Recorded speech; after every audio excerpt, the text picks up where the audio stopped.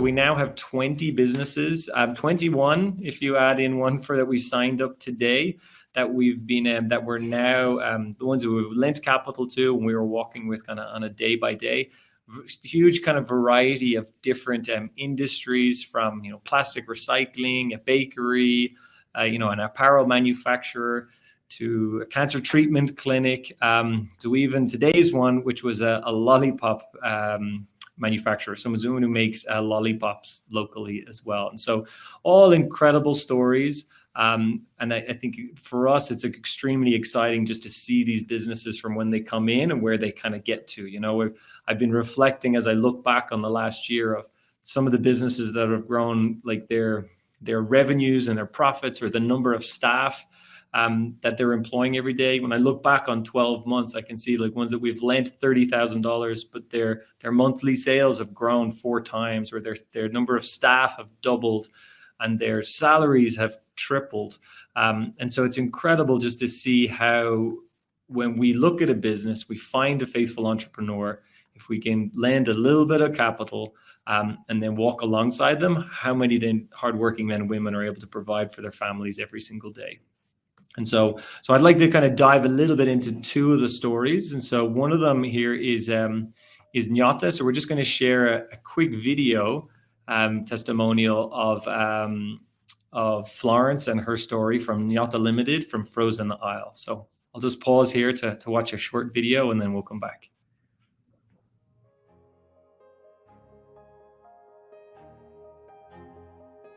My name is Florence Mogere. I am the founder and CEO of Nyota Limited. We manufacture frozen vegetables and specialty sauces.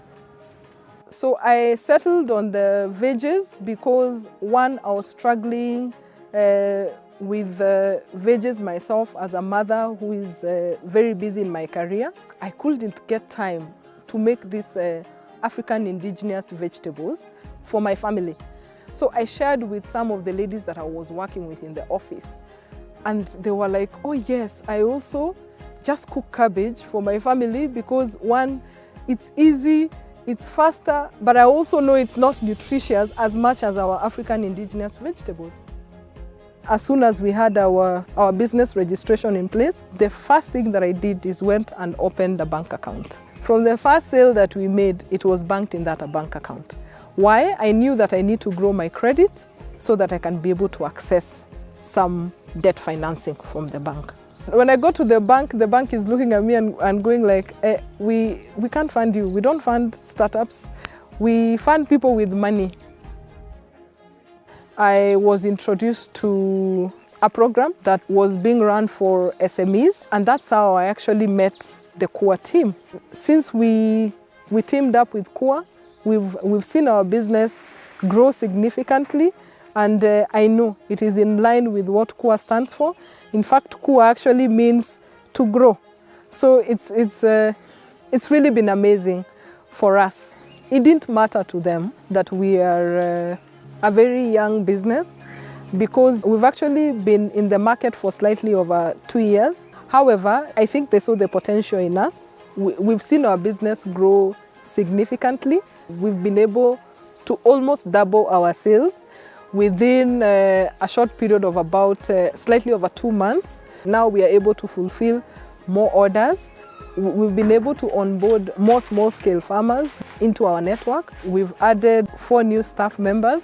So now we even have an accountant, a full-time accountant within us. Okay, Nyota is actually like a family to me.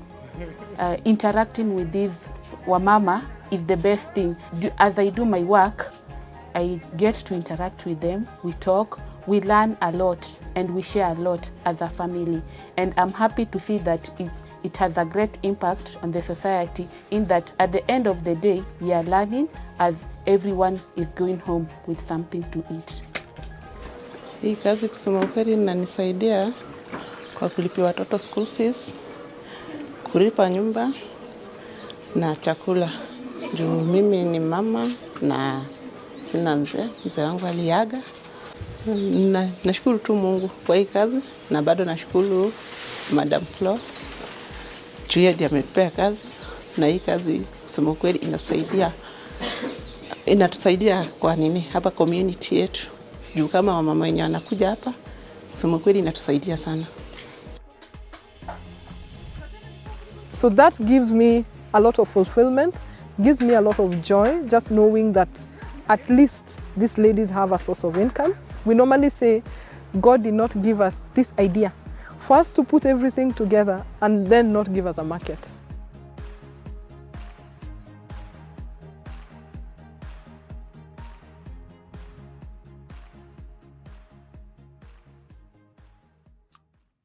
Excellent. So incredible to watch that video again. And I hope you all enjoyed it. For me, like as that lady shared about Madame Flo, like I go back to Benson's story at the beginning of just, you know, the resilience and the determination of someone with a vision and a mission.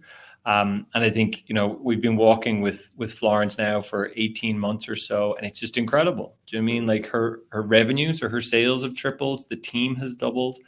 You know, there's an additional 14 women. So she's providing like stable income for 28 women in her community.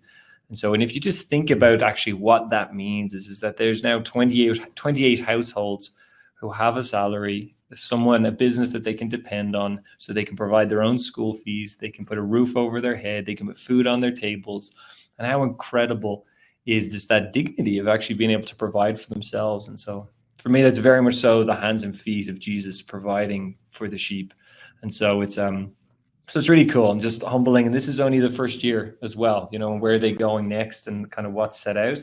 Another one is Pure Planet. You know, I'm sure many of you would have heard of us sharing kind of this story. You know, one of the beautiful things about Richard Kainika here on the left is kind of what's happened, you know. And so he's been an incredible influence on the local community of actually just being one to advocate for plastic recycling and really kind of taking care of the environment.